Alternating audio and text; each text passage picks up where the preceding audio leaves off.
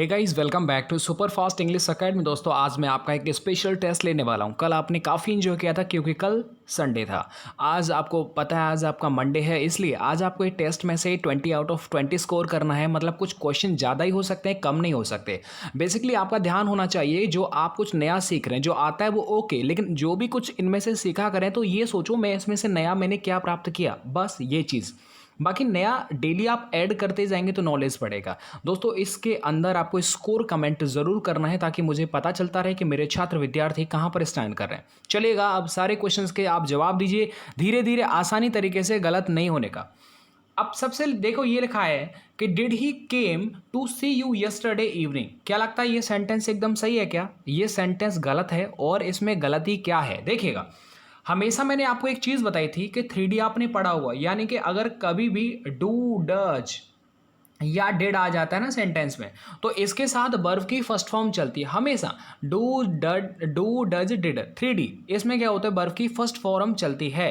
एक बात बताओ सर, ये जो लिखा हुआ है केम, क्या ये वर्ब की फर्स्ट फॉर्म है? नहीं, तो इसकी फर्स्ट फॉर्म क्या होगा? कम होगा।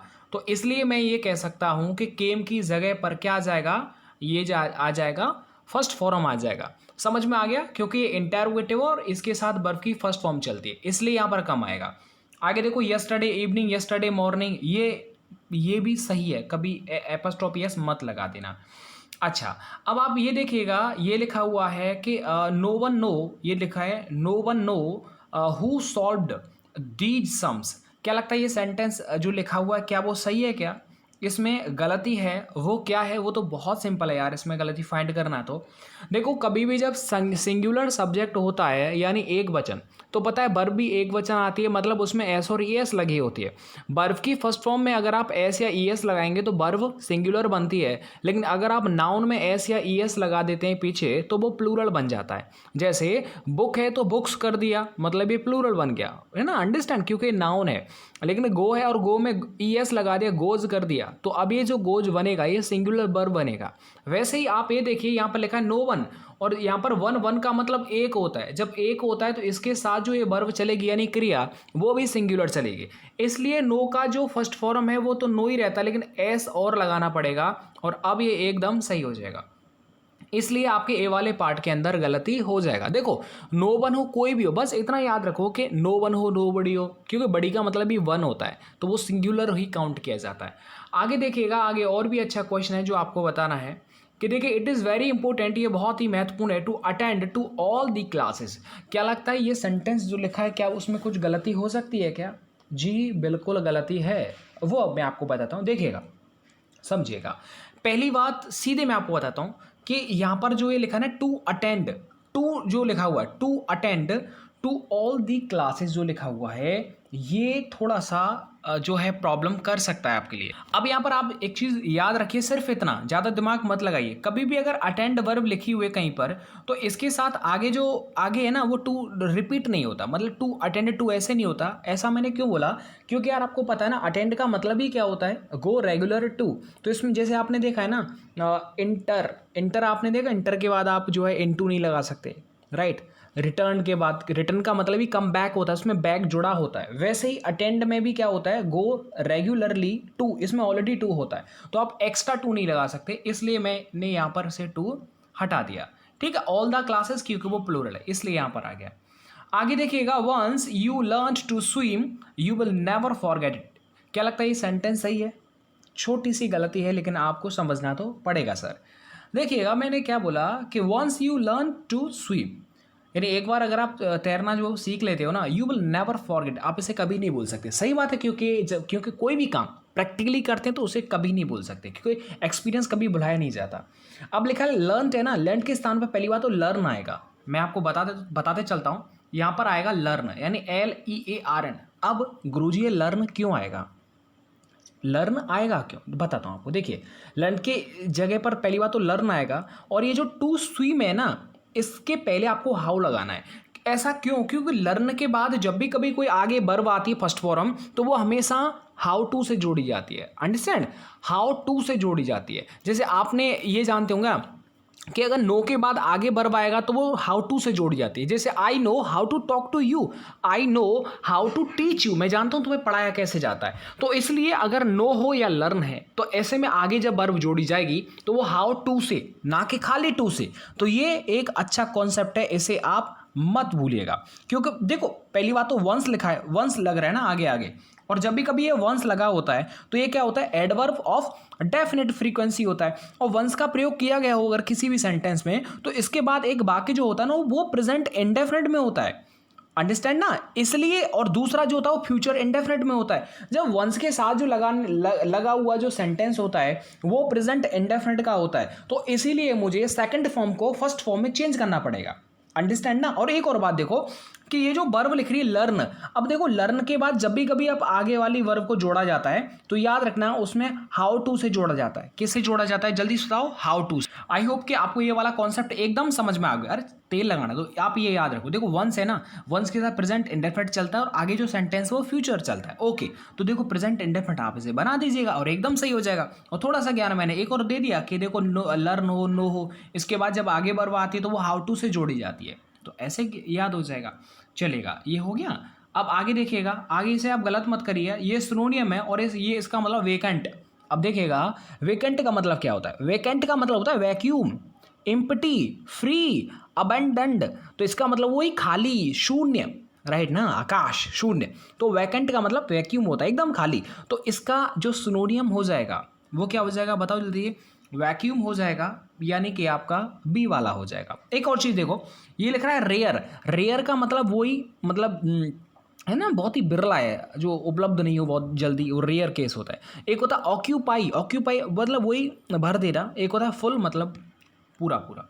आगे देखें, एक है इसमें पीसफुल पूछा है, और याद रखें कुर्बानी झांसी वाली रानी। अब देखो पीस, आपको पता है झांसी किस किस उद्योग के लिए प्रसिद्ध है। चलो मैं छोटा सा एग्जांपल देता हूँ, दवाओं के लिए। अब मैं आपसे एक दूसरा पूछता हूँ कि जो झांसी है वो और किस उत्पादन के लिए या फिर और किस क्षेत्र में, जैसे आपको पता है ना ताज नगरी, आपको पता है पेठा के लिए प्रसिद्ध है, इसलिए वहाँ पर क्या चीज़ है, फेमस।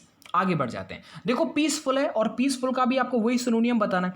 पीसफुल का मतलब क्या होता है पता है, शांत होता है। क्या होता है जल्दी बताओ, पीसफुल का शांत होता है। मतलब उस शांत को एक और भाषा बोलते हैं ट्रैंक्विल। क्या बोलते हैं उसे, ट्रैंक्विल। तो ट्रैंक्विल का भी मतलब क्या होता है, ट्रैंक्विल बोल सकते हैं, क्वाइट बोल सकते हैं, एमिकेबल बोल सकते हैं, नॉन एग्रेसिव बोल सकते हैं, राइट। तो इसका सिनोनियम तो होता है ट्रैंक्विल। तो ये मैंने आपको बता दिया, डी वाला। आगे देखिएगा, डेंजर, रिलीज, फरी। अच्छा फरी हो सकता है आपके लिए नया हो। देखो भाई, फरी का मतलब होता है एक तरह से है ना, गुस्सा, एक तरह से क्रोध, गुस्सा को बोलते हैं फरी। आगे देखिएगा, आगे देखो इंडस्ट्रियस। अब आपको ये ऑपोजिट बताना है। तो इंडस्ट्रियस का मतलब, जैसे आपको तो इंडस्ट्री में लोग मेहनती होते हैं ना, तो इंडस्ट्रियस का मतलब क्या होता है, इंडस्ट्रियस बोले तो एकदम से मेहनती, राइट। इसका उल्टा क्या हो जाएगा बताओ, इसका उल्टा हो जाएगा स्लोगिश, SLUGGIS। तो स्लोगिश का मतलब वही सुस्त, आलसी बोल सकते हैं। और इंडस्ट्रियस क्योंकि वो इंडस्ट्री में काम करता है, हार्डवर्किंग होगा, अनटायरली होगा, टायरलेस होगा, तो उसे बोलते हैं इंडस्ट्रियस। तो उल्टा हो जाता है स्टोगिश। देखो सॉरी स्लोगिश। एक चीज़ याद रखें कि सिनोनियम्स कई होते हैं, ऐसे एंटोनिम्स भी कई कई होते हैं। तो वो आपको जो भी नज़दीक वाला ऑप्शन मिले उसको आप चूज कर लीजिएगा। तो इंडस्ट्रियस, तो इसका उल्टा क्या हो जाएगा, स्लॉगिस हो जाएगा, राइट। ये सारी चीज़ें मैं आपको कंफर्म पहले से क्लियर करवा चुका हूँ। आगे देखिए, अनडिज़ायरेबल का मतलब क्या होता है, जो डिज़ायर नहीं हो, किसी की इच्छा नहीं हो। इरिटेबल का मतलब वही चिड़चिड़ा, एनोए का मतलब नाराज़ हो जाता है। आगे बढ़ जाइएगा, आगे देखो ये लिखा है रैक, WRECK, रैक। तो अच्छा रैक का मतलब क्या होता है, देखो सर पहली बात तो ये भी ऑपोजिट आपको बताना है। और ऑपोजिट क्या हो जाएगा रैक का, रैक का हो जाएगा एक तरह से उल्टा हो जाएगा कंस्ट्रक्ट करना, यानी कि रैक का मतलब वही तोड़ फोड़ कर देना, राइट, रियून कर देना, डिस्ट्रॉय कर देना, बस्ट अप कर देना, राइट भाई। इसका उल्टा क्या हो जाएगा, कंस्ट्रक्ट कर देना। तो इसका उल्टा ही तो बताना है, मतलब कंस्ट्रक्ट हो जाएगा, इसका उल्टा हो जाएगा। एक और चीज़ देखिएगा, एक है सैल्वेज का मतलब क्या होता है, फ्री कर देना, मुक्त कर देना। ये चीज़ आप थोड़ा याद रखिएगा। आगे देखिएगा 25, और ये कन्फेस करना, क्या होता है, कन्फेस करना। अब इसका भी आपको उल्टा बताना है। ये काफ़ी आज मैंने ले लिया है सिनोनियम एंटोनिम्स, क्योंकि आप ही बोलते हो यार, इसलिए ऐड किया था, बाकी कोई शौक नहीं है।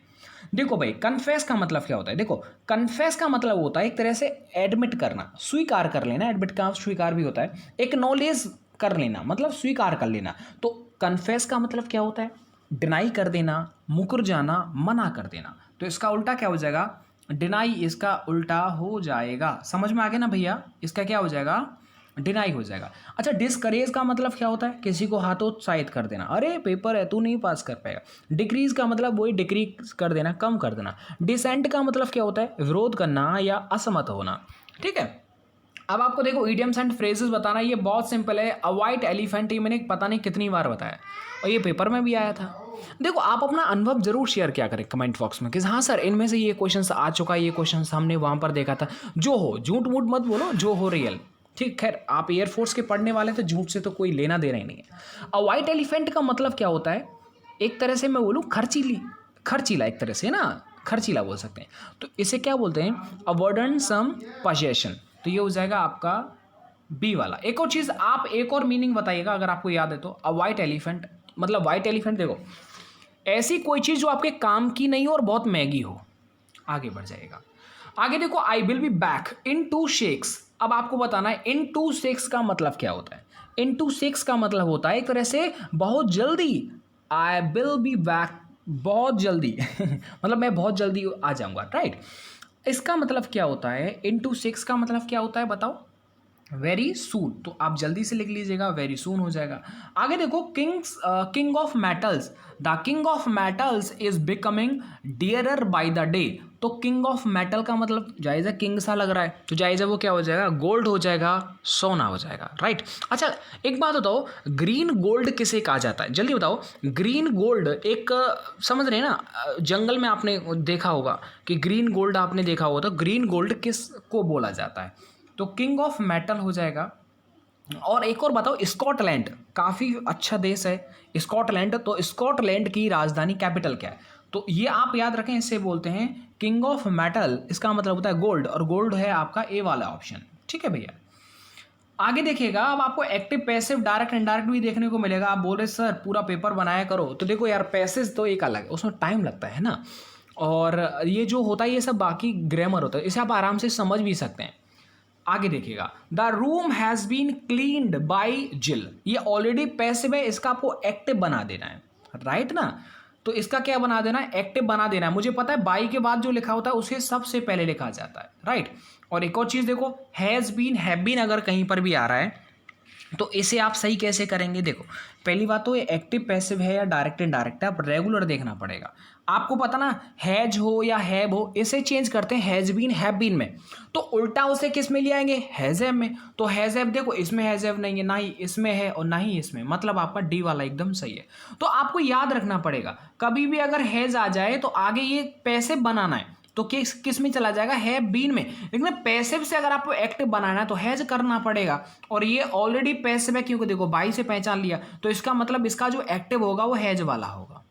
आगे देखिएगा, आगे देखो, the bench has dismissed by petition. अब एक बात बताओ, यहां पर लिखा है ये एक्टिव है, तो हैज हैव थर्ड फॉर्म किस में जाएगा? हैज बीन, हैव बीन और थर्ड फॉर्म में जाएगा। तो बस वही देख लो, इसमें तो हैज हैव नहीं आ रहा, ना ही इसमें आ रहा। अब एक बात दो, इनमें से क्या आएगा बताओ? मैंने क्या बोला था? हैज बीन थर्ड फॉर्म या हैव बीन थर्ड फॉर्म। तो देखो इसमें तो बीन कहीं नहीं है, इसका मतलब आपका सी वाला एकदम सही हो जाएगा। आगे देखिएगा, काफी अच्छे हैं, चिंता मत करिएगा। The manager has not signed the cheques carefully. अब ये भी एक्टिव और ये भी आपको वही बताना है। हैज हैव थर्ड फॉर्म बताओ किस में जाएगा? Has been, have been, I third form में। तो एक बात हो, इसमें देखो हैज हैव तो नहीं आ रहा है इसमें। अच्छा अब ये देखो, साइंड द चेक्स, चेक्स जो वो प्लूरल है, क्या है? चेक्स जो है वो प्लूरल है, इसलिए यहां पर जो हेल्पिंग वर्ब आएगी वो प्लूरल की आएगी, नहीं हैव आएगा, हैव। तो देखो द चेक्स प्लूरल है, तो इसीलिए इसमें क्या आएगा बताओ? जल्दी से सोच के बताओ। तो इसलिए आप ये देख सकते हैं, देखो चेक्स की स्पेलिंग यहाँ गलत दे रखी है, तो ये गलत हो जाएगा, और चेक्स प्लूरल है, हैज दे रखा है, तो ये गलत हो जाएगा। इसका मतलब डी वाला एकदम सही है। आगे देखो, आप ना एक्टिव पैसिव ज़्यादातर आप ऐसे भी पहचान सकते हैं, जैसे कि एरर छांटते हैं ना आप पार्ट में, तो इसमें भी वो कहीं ना कहीं गलतियाँ मिल जाती हैं। आगे देखो, the dogs were chasing the girl, मतलब कुत्ते जो हैं वो लड़की का पीछा कर रहे थे। तो आपको पता है, पहले तो ये याद होना चाहिए आपको कि वॉज वर आईएनजी किस में चेंज होता है, क्या वॉज वर आईएनजी किस में चेंज होता है? तो वॉज वर आईएनजी होता है was were being plus third form में। तो देखो was were being third form आप देख लो, ये याद करना पड़ेगा किस में चेंज होता है। तो आप आराम से, इसमें तो नहीं है was were being third form, इसमें भी नहीं है was were being third form, इसमें देखो वॉज है लेकिन बीइंग नहीं है, इसका मतलब हमारा सी वाला एकदम सही हो जाएगा। आगे देखिएगा, आगे और भी अच्छा है कि he had completed the work. आपको मैंने बताया था कभी भी हैज हैव आ जाए तो हैज हैव थर्ड फॉर्म जाता है, has have been third form में, लेकिन कभी हैड आ जाए हैड थर्ड फॉर्म तो ये भी चला जाएगा हैड बीन थर्ड फॉर्म में। तो देखो पहले वाले में हैड बीन थर्ड फॉर्म है क्या? नहीं। दूसरे वाले में है क्या? नहीं। लास्ट वाले में है क्या? नहीं। इसका मतलब आपका सी वाला हो जाएगा। बस हो गया सेंटेंस पूरा। अब आपको बताना है कि ही इज सीनियर, ये पिछली बार आया था एनडीए में, he is senior than me, वह मुझसे बड़ा है। अरे अभी पता नहीं किसका एग्जाम हुआ था, उसमें आया, देखा था मैंने। तो देखिएगा, हाँ एनडीए का हुआ था अभी जो हुआ था। तो देखो सीनियर के बाद मैंने क्या बोला था, यहाँ पर आई ओ आ रहा था ना, ओ से पहचान लो यानी कि 2। तो याद रखना सीनियर के बाद कंपैरिजन में हमेशा आप 2 लगा देते हैं। तो सीनियर, जूनियर, इंटीरियर, सुपीरियर, इन सब के बाद कंपैरिजन में 2 लगाया जाता है, गलती मत करिएगा। आगे बताना है he gave me a 10 rupees note, क्या ये सही है? ये एकदम गलत है और मैंने कई बार आपको बताया, कभी भी ऐसा लिख रहा है अ 10 रुपी नोट, ऐसा कुछ लिख रहा है ना, तो समझो इसमें 3-4 गलती बनती हैं। कि देखो अगर यहां पर ए एन आता है, ए एन, तो समझ लेना ये जो लास्ट वाला जो नाउन है वो सिंगुलर होगा, राइट क्योंकि जो लास्ट ये तो एडजेक्टिव है, 10 रुपीज जो लिखा हुआ वो एडजेक्टिव है। तो पहले तो आप ये समझो एडजेक्टिव प्लूरल नहीं होता। तो देखो 10 रुपीज जो लिखा है, पहले तो इस एस को हटा दो, इस पे 10 रुपीज की जगह पे 10 रुपी आएगा, क्योंकि ये एडजेक्टिव बन गया हाइफन लगा करके, और इसे प्लूरल नहीं बना सकते। तो इसलिए यहां पर क्या आ जाएगा, इसलिए यहां पर आ जाएगा 10 रुपी वाला एकदम सही आ जाएगा। ठीक है भैया।